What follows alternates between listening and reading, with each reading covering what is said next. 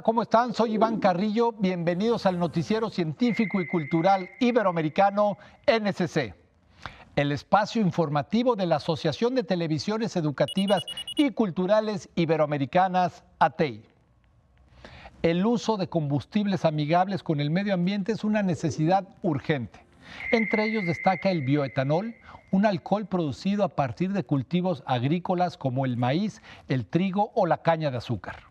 Se trata de una fuente de energía renovable que reduce la dependencia del petróleo, emite entre 40 y 80% menos gases tipo invernadero y aumenta el octanaje del combustible. En Bolivia han decidido hacer una fuerte apuesta para su utilización.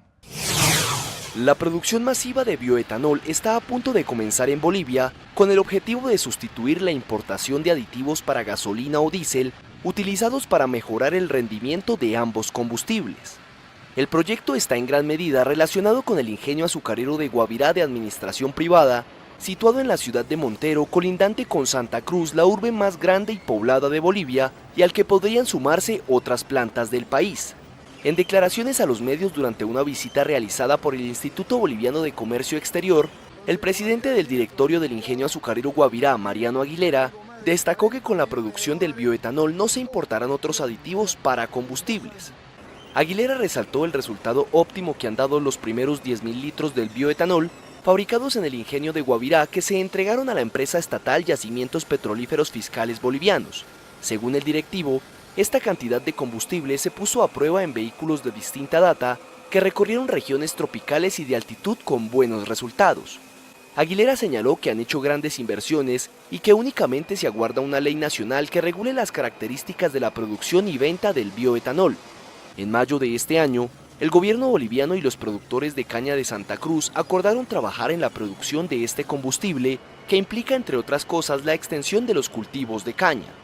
Se espera que en los próximos años se inviertan alrededor de 1.500 millones de dólares y que el área de plantación del principal insumo del bioetanol pase de las 151.000 a las 330.000 hectáreas, de acuerdo con estimaciones del Instituto Boliviano de Comercio Exterior.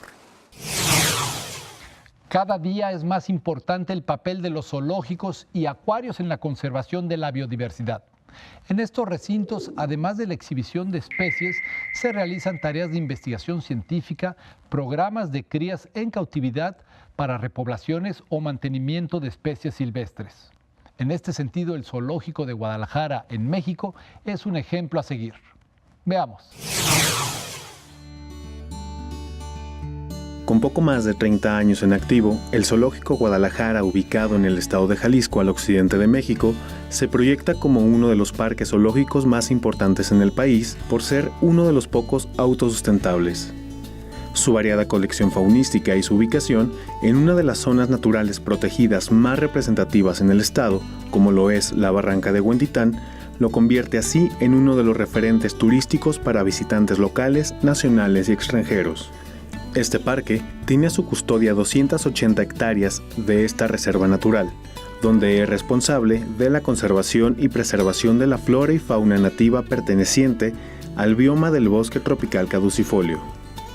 En lo que respecta a la colección de especies, Zoológico Guadalajara cuenta con 300, lo que en suma son más de 7.000 ejemplares, lo cual implica brindar a cada una de estas un hábitat más parecido a su entorno natural. Existen muchos programas en los que los zoológicos se apoyan o se agregan a esos programas de reproducción para hacer liberación de especies. No siempre es posible hacer la liberación de todos los individuos que se reproducen, pero bueno, la conservación es uno de los puntos importantes que se manejan dentro de las colecciones zoológicas, y en este rubro es en donde entramos nosotros. Aquí es donde cobra relevancia el nacimiento en cautiverio de especies que están consideradas en peligro de extinción o extintas en vida silvestre, según la lista roja de la Unión Internacional para la Conservación de la Naturaleza. Y más aún, el trabajo de los zoológicos, como el de Guadalajara, que ha logrado la reproducción de una pareja de tortugas de espuelas, consiguiendo así el nacimiento de 5 crías. La importancia de la reproducción de esta especie, de la tortuga de espuelas, radica en que es un animal que está en peligro de extinción, está bajo una protección especial. Estos animales habitan en una sola región de la zona central de África. lo que es la división entre el desierto del Sahara y la sabana. Únicamente en esta zona la podemos encontrar. Bueno, se ha extraído muchos de estos animales de su hábitat natural, que es lo que la ha puesto en peligro. Se usa mucho como mascotas, aunque realmente, bueno, sabemos que este tipo de fauna no debería de estar en las casas. Aunque oficialmente Zoológico Guadalajara forma parte solo del programa bilateral México-Estados Unidos para la conservación, reproducción y reintroducción del lobo mexicano, especie que ha logrado reproducir con mucho éxito gracias a los cuidados y al trabajo en conjunto. Para el resto de las especies que conforman la colección del parque, la situación es similar. Se ha logrado reproducir con éxito las variedades de guacamayas, tigres, gorilas, antílope cimitarra, rinocerontes, venado cola blanca, entre otros, contribuyendo así en la experiencia para sus médicos y en la conservación del mapa genético de las especies. Viene a incrementar más la colección de nuestros reptiles. Vamos obteniendo más experiencia en lo que es el manejo de las tortugas. Se tuvo que hacer un manejo especial en esta especie para poder llegar a la reproducción. Varios de los parámetros que tuvimos que modificar o de las cosas que estuvimos manipulando con esta especie pueden ser aplicadas a otro tipo de especies de tortugas, esperando que logremos el éxito también con esas otras especies. Es así que Zoológico Guadalajara crece en experiencia y habitantes, contribuyendo con una importante labor para la conservación de especies que por acción humana ven amenazada su permanencia en este espacio que llamamos Tierra. Para el Noticiero Científico y Cultural Iberoamericano, David Aldaz, Canal 44. El derecho laboral de los trabajadores de servicio doméstico es una discusión de suma importancia y pendiente en la mayoría de los países latinoamericanos. Según un estudio de la Organización Internacional del Trabajo, ILO por sus siglas en inglés, se estima que en la región existen entre 17 y 19 millones de trabajadores desempeñándose en un hogar privado, lo que representaría un 7% de la ocupación urbana regional. En Argentina se presentó una obra que aborda este tema. La editorial de la Universidad Nacional de Mar del Plata presentó el libro Senderos que se bifurcan. Se trata de una investigación realizada por Romina Cutuli, Débora Grassi e Inés Pérez. Una de las autoras explicó los alcances de este trabajo. El libro es el resultado de un proyecto de investigación colectivo que fue financiado por la Agencia de Promoción Científica y Tecnológica, en el que participamos con Romina Cutuli, Débora Grassi y yo. Entonces el libro está escrito por las tres y tiene también la participación de un antropólogo de la Universidad de General San Martín, Santiago Canevaro. El proyecto de investigación y lo que está compilado en el libro tiene que ver con el análisis de la historia de los derechos laborales del servicio doméstico y en realidad de una relación, que es esa relación entre el servicio doméstico y el derecho laboral, que es más bien conflictiva y que dio lugar a una serie de procesos de exclusión e inclusión de las trabajadoras domésticas en el marco de esos derechos. Nosotras tomamos un periodo, que es el periodo que va desde 1915 a 2013, porque en 1915 se sancionó lo que se considera la primera, no es la primera ley laboral en Argentina, porque hay leyes que la preceden, pero es la primera ley que transforma el concepto de contrato de trabajo en Argentina, que es la Ley de Accidentes de Trabajo, y transforma ese concepto porque es la primera ley que reconoce que ese contrato no es un contrato entre partes iguales, sino entre partes que socialmente ocupan lugares muy desiguales, muy diferentes, y entonces es el Estado el que tiene que intervenir en esa relación para compensar esa desigualdad. Entonces, en la primera parte del libro nosotras exploramos esos procesos en términos de la legislación, y en la segunda parte del trabajo miramos los usos de la ley a partir de fuentes judiciales. Y el libro termina con un análisis de la ley que se sancionó en el 2013, que es una ley que busca equiparar los derechos de las trabajadoras domésticas con los del resto de los trabajadores, sobre todo con los derechos que están consagrados en la Ley de Contrato de Trabajo, que es una ley del 74, pero que aún así presenta algunas diferencias, y entonces reflexionamos en torno de esas diferencias también. Desde Argentina reportó para el Noticiero Científico y Cultural NCC, la Universidad Nacional de Mar del Plata. Solemos admirar a los artistas consagrados, en parte porque nuestra mirada ya ha sido moldeada y dirigida de alguna manera por los críticos y los legitimadores del arte. Por eso tener la oportunidad de descubrir por uno mismo las pulsiones, las motivaciones y las influencias de un pintor como Fernando Botero es sin duda un privilegio. Reconocer su genialidad antes de su consagración puede ser un ejercicio enriquecedor que hoy pueden llevar a cabo en Colombia. Obras inéditas del pintor y escultor colombiano Fernando Botero se reúnen en la exposición titulada El joven maestro. En sí misma la exposición es inédita porque nos está mostrando todo el proceso de formación de Fernando Botero y de consagración de ese estilo a través de una serie de obras que nunca se habían mostrado juntas. La muestra, abierta desde agosto en el Museo Nacional de Colombia, lanza una mirada a la producción del artista entre los años de 1948 y 1963, antes de su consagración como máximo artista colombiano. Son los primeros trabajos, estamos hablando de un artista desde los 15 o 16 años. Esta exposición yo creo que también reitera un poco una mirada novedosa en ese aspecto, pues porque refresca también al presentar un Botero bastante precoz e incluso genial. Las obras donadas por el pintor a museos de Bogotá y Medellín, su ciudad natal, fueron nombradas bienes de interés cultural por el presidente Juan Manuel Santos en 2012. Creo que era justo darle un agradecimiento porque Botero ha sido muy generoso con esta institución. En 5 oportunidades ha donado obra para las colecciones de arte del Museo Nacional. El joven maestro también conmemora los 70 años de producción artística de Botero y permanecerá abierta al público hasta el 28 de octubre. Quemar las naves es una expresión que suele utilizarse para referirse a la imposibilidad de dar marcha atrás en una empresa o en una misión. El término podría tener su origen en la decisión de Hernán Cortés, quien en 1519 se deshizo de sus embarcaciones para dejarles claro a sus hombres que no habría retirada posible. Hoy, investigadores mexicanos y estadounidenses buscan revivir este capítulo de la conquista de México. Expertos del INAH, junto con especialistas norteamericanos y tecnología de última generación, exploran 10 kilómetros cuadrados de aguas veracruzanas en busca de los restos de una veintena de navíos que Hernán Cortés hundió en el siglo XVI. We are conducting a magnetometer survey of this area of Villarrica de la Veracruz to search for shipwrecks associated with Hernán Cortés. He sunk them in 1519.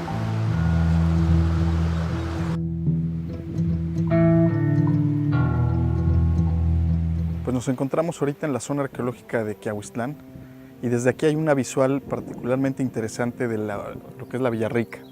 Como pueden ver, hay una punta que se extiende hacia el mar, es de altura considerable para esta costa, y la razón por la que Cortés eligió este lugar para llegar con sus 11 navíos fue que esta punta protege de los vientos nortes, que es, digamos, para la navegación, el fenómeno climatológico que impide tener un puerto en prácticamente toda la costa de Veracruz. Con este acto, Cortés marcó el inicio de la conquista de América y para algunos dio pie al más trascendente encuentro cultural de la historia mundial.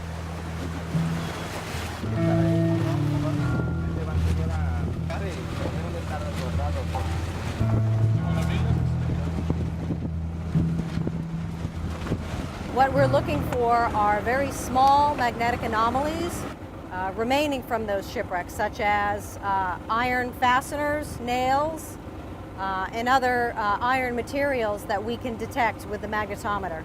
So we have a cable that trails behind the boat and it's attached to the magnetometer. And the idea is to keep the magnetometer as close to the bottom as possible.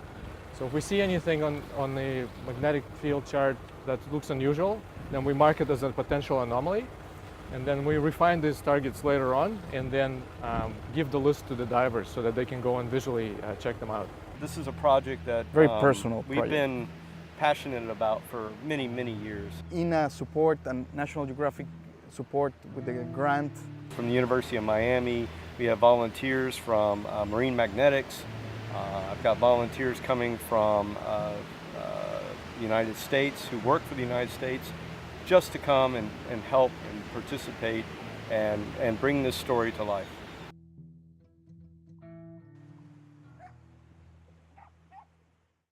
There's still some more data that we want to collect up here. to the northeast. See them. So that's something we're going to have.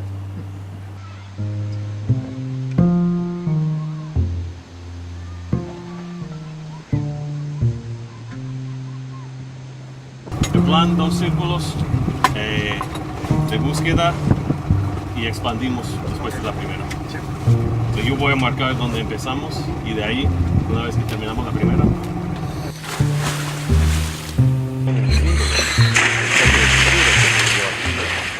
Encontrar los barcos de Cortés significa que podemos, uno, estudiar cómo es que estaban construidos estos barcos, la estructura, tipo de madera, cómo velaban, pero por segundo, y quizás más importante, es el estudio de un símbolo de qué es lo que realmente pasó, porque los restos de estos barcos son lo que trajo esta gente aquí, que hizo tan gran cambio en la región.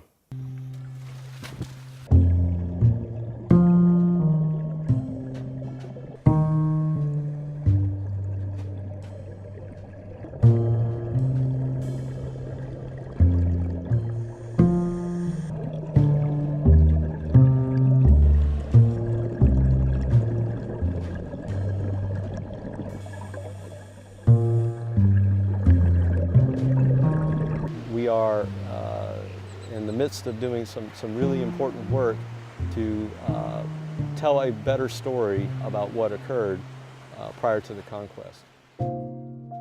Los objetos encontrados tras esta exploración serán analizados y con los datos que se recaben se podrán planear futuras temporadas de intervención arqueológica en el Golfo de México. Notimex.